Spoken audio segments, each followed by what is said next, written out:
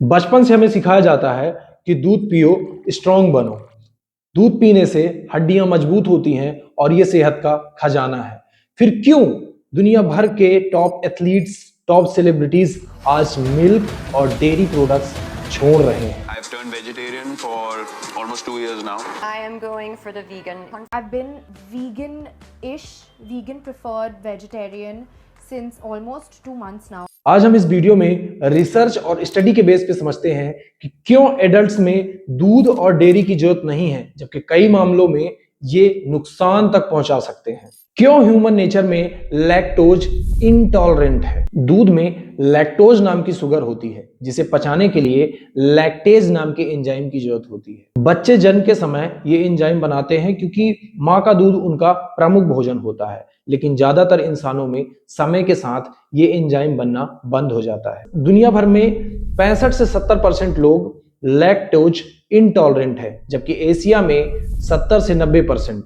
अगर आप भी दूध पी करके असहज महसूस करते हैं, जैसे कि दूध पीने के बाद पेट दर्द होना, ब्लोटिंग, गैस का बनना, डायरिया होना, तो ये संकेत है कि आपका शरीर भी दूध नहीं चाहता। वहीं सबसे बड़ा मिथक है कि दूध पीने से कैल्शियम मिलता है और हड्डियां मजबूत होती है। जबकि हार्वर्ड नर्सेस हेल्थ स्टडी से पता चलता है 72,000 महिलाओं में 18 साल तक रिसर्च की गई, जिससे पता चलता है कि दूध पीने से हड्डियां मजबूत नहीं होती हैं, जबकि फ्रैक्चर का रिस्क और बढ़ता है। कई मेटा एनालिसिस बताती हैं कि डेयरी से हड्डियों में कोई खास फायदा नहीं होता।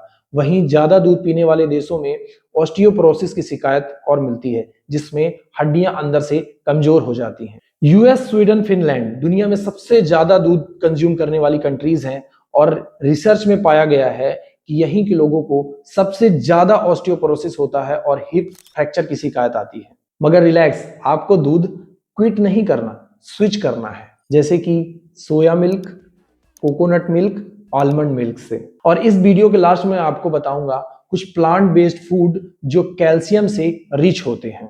दोस्तों, मिल्क में कुछ प्राकृतिक हार्मोन्स होते हैं जिसकी वजह से एक्ने यानी मुहासे, स्ट्रेस और रेस्पिरेटरी जैसी समस्याएं होती हैं, जैसे IGF-1, insulin like growth factor, इसके अलावा और भी कुछ हार्मोन्स। मॉडर्न डेयरी फार्मिंग में गाय को प्रेग्नेंट रखा जाता है ताकि ज्यादा दूध आए, इसलिए दूध में एस्ट्रोजन और ओजेस्ट्रोन लेवल ज्यादा होता है। IGF-1 स्किन में ऑयल प्रोडक्शन बढ़ाता है और पोर को बंद करता है, जिससे इन्फ्लामेशन होता है और एक्ने, मुहासे जैसी समस्याएं 20 से 30% बढ़ जाती हैं। वहीं गाय को 24 घंटे बांध कर रखा जाता है, जिससे गाय में स्ट्रेस हार्मोन बढ़ जाता है और कार्टिसोल लेवल बढ़ा रहता है। यही कार्टिसोल दूध के माध्यम से इंसानों में पहुंचता है और इंसानों का स्ट्रेस भी बढ़ा हुआ रहता है। इंडस्ट्रियल डेयरी फार्मिंग में गाय को एंटीबायोटिक दिया जाता है, जिससे वो एंटीबायोटिक दूध में भी आता है, इसीलिए कई बार वे प्रोटीन लेने वाले लोगों में भी एलर्जी जैसी समस्याएं देखी गई है। तो दोस्तों, दूध छोड़ने से वो कौन से 5 मेजर बेनिफिट्स हैं जो आप महसूस कर सकते हैं? नंबर 1, गट हेल्थ इंप्रूव होगी। दूसरा, एक्ने और मुहासे कम हो जाएंगे। तीसरा, अस्थमा, साइनोसाइटिस और रेस्पिरेटरी जैसी समस्याओं से छुटकारा मिल जाएगा। चौथा, दूध छोड़ने से बेटर कैल्शियम एब्जॉर्प्शन होगा, जिससे बोन हेल्थ इंप्रूव होगी।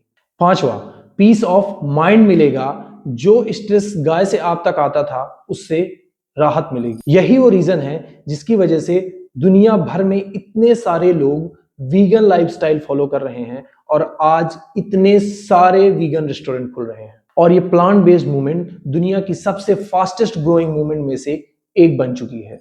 सवाल यहाँ पे ये है कि डेयरी छोड़े तो अपनाए क्या? तो आज दुनिया भर में प्लांट बेस्ड मिल्क, पनीर, दही और घी अवेलेबल है। पालक, ब्रोकली, बादाम और तिल से आप कैल्शियम नीड्स को भी फुलफिल कर सकते हैं। दोस्तों, दूध बच्चे के लिए अच्छा है, लेकिन माँ का, वयस्क के लिए नहीं। प्रकृति ने हमें दूसरे प्राणी का दूध पीने के लिए नहीं बनाया है। अगर आप एडल्ट हैं, दूध पीते हैं और आपको कोई समस्या नहीं तो अच्छा है, लेकिन ज्यादा ना पिएं। अगर समस्या है तो छोड़ दें।